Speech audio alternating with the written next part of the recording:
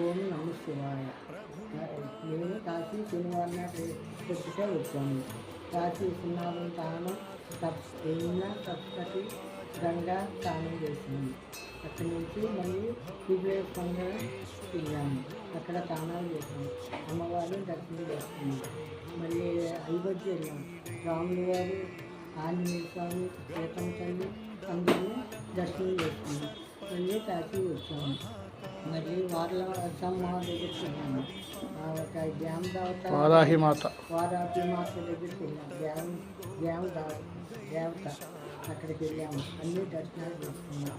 అందరూ మా కొడుకు కోడలు నేను వచ్చాము. అందరినీ చల్లగా తోడు. అందులో మేము మమ్మల్ని చల్లగా తోడు. తల్లి పార్వతి తల్లి, పరమేశ్వరుడు, ఆయన అన్నపూర్ణాదేవి, మీనాక్షి అందరినీ చల్లగా తోడుతున్నాం.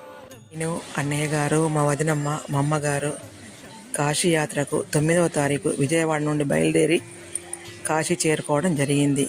గత వారం రోజుల నుండి ఇదే రూమ్లో ఉంటూ గుళ్ళు దర్శనాలు చాలా బాగా జరిగాయి. రేపు అనగా రాత్రి 10:30-11 గంటలకు బయలుదేరి మా స్వగృహాలకు చేరుకోవాలని ఆ విశ్వేశ్వరుని ప్రార్థిస్తున్నాను. మీకు కూడా ఆ విశ్వనాథుని కృపా కటాక్షాలు ఎల్లవేళలా ఉండాలి అని కోరుకుంటూ, మా పైన కూడా ఉండాలని కోరుకుంటూ ప్రార్థిస్తున్నాను. కాశీ విశ్వనాథ గుడికి వెళ్ళాం. అన్నపూర్ణమ్మ మాత దర్శనం చేసుకున్నాం. కాశీ విశాలక్షమ్మకి దర్శనం చేసుకున్నాం.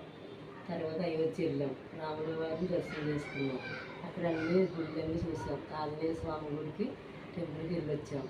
తర్వాత త్రివేణి సంఘం గంగానదిలో స్నానం చేసి గంగా సరస్వతి యమున స్నానం చేసాం. దర్శనాలు చేసుకున్నాం. తర్వాత కాశీ వచ్చాం. కాశీలో వరాహమాత దర్శనం చేసుకున్నాం. బాగా జరిగింది. దేశమంతా ప్రపంచం అంతా అందరూ బాగుండాలి. ఆశీస్సులు అందరికీ ఉండాలి. అందరూ బాగుండాలి. అందులో మేమంతా ఉండాలి.